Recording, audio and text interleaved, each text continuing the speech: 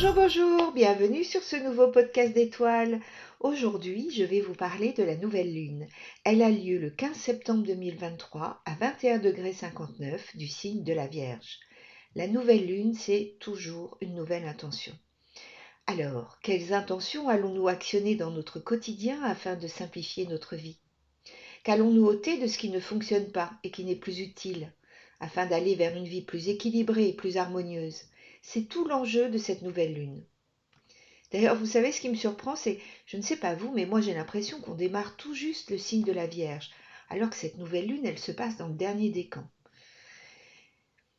Enfin bon, qu'est-ce que le signe de la Vierge? La Vierge est un signe de terre mutable, donc c'est une énergie qui s'adapte, qui essaie d'autres façons de faire quand ça ne fonctionne pas, ou pas comme on le souhaite. La Vierge est le signe qui aiguise le discernement, il permet de se libérer du désordre, qu'il soit physique ou intellectuel.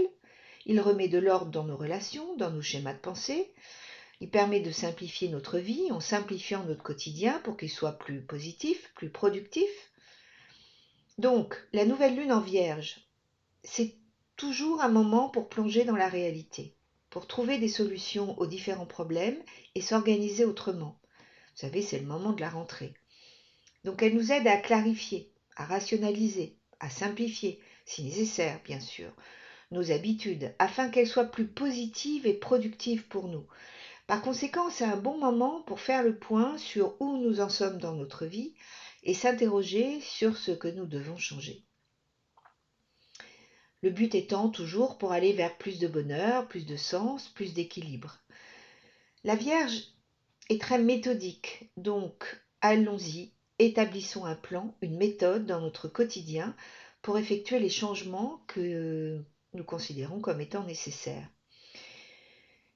Le signe de la Vierge, je l'ai dit tout à l'heure, active des énergies très pragmatiques. Il nous amène à vivre le moment présent, qui, soit dit en passant, est le seul moment à partir duquel nous pouvons effectuer des changements.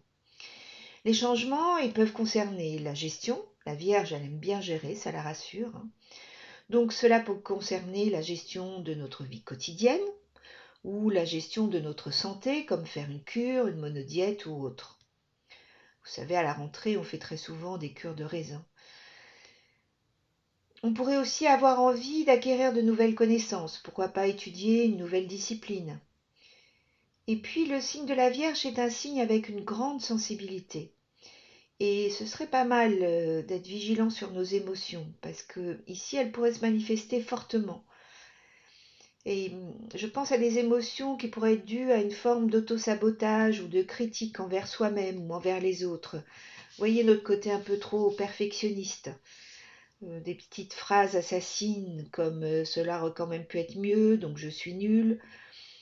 Ça fait vraiment partie des phrases à bannir. Ça peut aussi être de l'angoisse. Donc soyons vigilants, prenons de grandes respirations et lâchons prise. Alors maintenant, parlons de Mercure. C'est la planète maîtresse du signe de la Vierge, donc il est important. Il termine sa rétrogradation quelques heures après la nouvelle lune. Il est stationnaire pendant quelques jours encore, je crois que ça va faire à peu près une semaine. Et quand une planète est stationnaire, elle est très puissante. Stationnaire, ça veut dire qu'elle, comme elle change de direction, elle reste pendant un temps sur le même degré du zodiaque. Et comme elle est opposée à Saturne, donc Mercure opposé à Saturne, nous allons pouvoir réfléchir aux détails, aux faits précis, et surtout voir très clairement ce qui ne fonctionne pas dans nos vies. Vous voyez, Saturne a tendance à nous bloquer, nous freiner, contrôler, créer des règles. Euh, D'ailleurs, dans un axe Vierge-Poisson, qui est un axe de la santé, il y aura probablement des règles contraignantes à nouveau.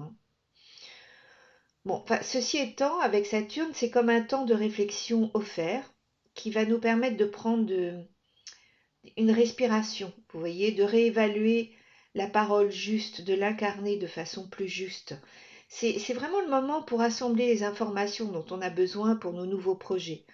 On va pouvoir les vérifier, on va pouvoir percevoir avec plus d'évidence lors des prochaines étapes les petits détails qui vont être importants. On a pu prendre le temps pendant la rétrogradation de Mercure pour examiner les détails, parfois tout petits, mais qui peuvent avoir une incidence majeure dans nos vies. Donc aujourd'hui, nous pouvons les changer, et toujours si nécessaire, et créer plus de cohérence dans nos vies. Alors, regardons maintenant la carte dans son ensemble. Il y a un magnifique cerf-volant, dont la colonne vertébrale, vous verrez, c'est un trait rouge, qui est formé par la nouvelle lune et Neptune. Donc Neptune entraîne ce cerf-volant qui est dirigé par la nouvelle lune. En négatif, enfin le côté ombre, vous savez, comme les symboles, il y a toujours un côté ombre, un côté lumineux. Le côté ombre, il peut y avoir du brouillard, ça peut brouiller des images, ça peut créer des émotions, des angoisses, qui sont liées à une sorte de confusion. C'est très émotionnel ici. Donc c'est très important de se poser, de s'apaiser. Et c'est plutôt pas mal que Saturne soit opposé à Mercure qui va nous donner le temps, vous voyez, un recul pour reprendre nos respirations. D'autant plus que Neptune, à compter du mois de mai, fera un carré au centre galactique à 27 degrés du Sagittaire, et ce jusqu'à la fin de 2024. Le centre galactique, c'est là où se trouve le cœur de notre univers. Ça nous rend très sensibles aux différents niveaux d'énergie. Et ça impose comme une exigence à garder les pieds bien sur terre afin de ne pas se laisser submerger par nos émotions, ni par un mental trop coincé par des croyances. Autrement dit, il y a vraiment un équilibre à trouver ici entre la nouvelle lune, nos intentions qui émergent dans cet espace sacré de la nuit, où on est en connexion avec notre monde intérieur, et Neptune, nos intuitions, notre imagination, nos inspirations, notre idéal aussi.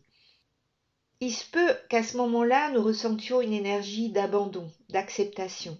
Ce que je perçois ici, c'est la possibilité de choix entre le laisser aller et le lâcher prise.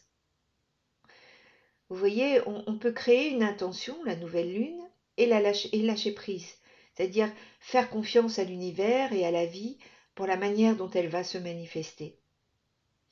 Mais le risque, si on n'est pas aligné, pas très vigilant, c'est qu'on peut se laisser emporter par le laisser aller, le à quoi bon, et se laisser porter au gré des émotions.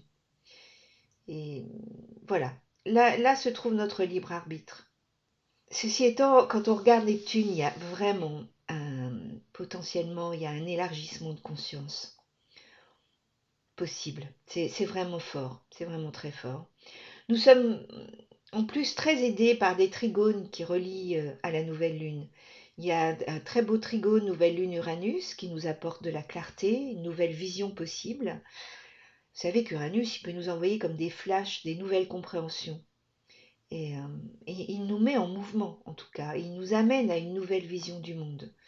Pour ma part, je vois vraiment ça comme un temps propice de préparation à la conjonction de 2024 entre Uranus et Jupiter. C'est un moment de révélation. C'est une porte qui s'ouvre pour voir les choses autrement. Et puis, la nouvelle lune reçoit aussi un trigone de Pluton. Et ça nous donne de la puissance qui va nous permettre de faire face à nos peurs et à nos doutes. Il y a de très belles prises de conscience possibles ici. En plus, l'ensemble forme un trigone, un grand trigone en signe de terre entre Uranus, Pluton et la nouvelle lune. Ce qui va nous aider à construire un nouveau système de valeurs, vous voyez, en lien avec le monde physique et la réalité tangible. En tout cas, nos intentions peuvent aller dans cette direction. Ça nous parle du corps, ça nous parle de nos besoins dans notre quotidien, ce dont on se nourrit chaque jour. Donc, vous savez, ce que nous mangeons, bien sûr, mais aussi ce que nous écoutons, ou les pensées que nous laissons se répéter dans nos cerveaux. Ça me fait vraiment penser à l'histoire du loup noir et du loup blanc que vous connaissez certainement. Vous savez, celui qui gagne, c'est celui que l'on nourrit. Eh oui. Autre chose aussi, Pluton fait toujours un carré au nœud lunaire. Et en astrologie énergétique, cela signifie qu'il est dans le chakra cardiaque. Et donc il nous fait faire un travail de nettoyage pour passer d'un monde à un autre avant d'entrer en Verseau. Et quant à Vénus, elle vient de terminer sa rétrogradation. Donc elle nous a fait nettoyer, réévaluer en Lion notre souveraineté, notre puissance de cœur, notre relation à l'argent, l'amour, la créativité. Et donc tout cela, ça nous parle du cœur. En fait, nous sommes au cœur de la transformation. C'est important de clarifier nos zones d'ombre et nos choix avant 2024. Vraiment important cette période. Jupiter, lui, il change de direction et il passe rétrograde. Donc lui aussi, il est stationnaire. Donc il va rester un long moment à 15 degrés du Taureau, exactement au milieu du signe. Alors, il rétrograde chaque année, c'est donc pas quelque chose d'incroyable, mais là il me semble que les astres conspirent entre elles, si j'ose dire. Vénus vient de passer direct le 4 septembre. Elle est devenue l'étoile du matin. Et comme je vous le disais, elle nous amène à réajuster nos relations avec nous-mêmes et avec les autres, évidemment. Jupiter, lui, il est actuellement dans un signe gouverné par Vénus, le signe du Taureau. Il est donc à son service. Jupiter ici nous permet d'intégrer la sagesse vénusienne, de faire le point concernant l'estime de soi et notre relation à l'argent. Il va expanser son énergie, l'amplifier, afin que nous fassions le point sur notre posture sociale. Et en plus, il fait un carré à Vénus. Donc c'est comment concrétiser, rendre réelles ces nouvelles attractions que nous avons connectées cet été. Jupiter, là, il va nous proposer d'intérioriser ce que Vénus nous a appris lors de sa rétrogradation et nous invite à faire confiance. D'autant plus que Vénus fait un trigone à Chiron. Donc elle est beaucoup plus consciente de l'importance de la juste relation avec les autres et avec l'estime de soi. Et on pourrait être à même de se poser des questions comme où en sommes-nous dans notre vision d'une vie saine en lien avec la Terre? Sommes-nous excessifs dans un sens ou un autre concernant l'écologie? Le Taureau parle aussi de possession. Est-ce que nous voulons toujours plus? Où en sommes-nous par rapport à notre avidité, à ce taux de croissance que nous voulons toujours plus? Avons-nous les yeux plus grands que le ventre? Sommes-nous la grenouille qui se voulait plus grosse que le bœuf? Ce sont des questions essentielles car ils nous préparent à la rencontre qu'il va faire le 21 avril 2024 avec Uranus, où tout va aller très vite. Et je dirais que volant de notre Ferrari, nous n'aurons plus vraiment beaucoup le temps de réfléchir. Alors voilà, pour conclure, c'est un très bon moment pour faire le tri, mettre de l'ordre dans sa vie, que ce soit son foyer, ses relations ou à l'intérieur de soi. Donc faisons du ménage pour y voir plus clair et laisser la place à ces nouvelles perceptions du monde qui s'ouvrent à nous. Soyons exigeants quant à la qualité de nos intentions et lâchons prise. Et puis surtout, connectons-nous à notre cœur afin de vivre joyeusement chaque instant de notre vie. Je crois que là est le secret. Vos commentaires sont les bienvenus, je vous répondrai avec grande joie. Et si ce podcast vous a plu, merci de le liker, de le commenter et bien sûr de le partager. Cela m'encourage à continuer. Merci, bonne rentrée et à tout bientôt.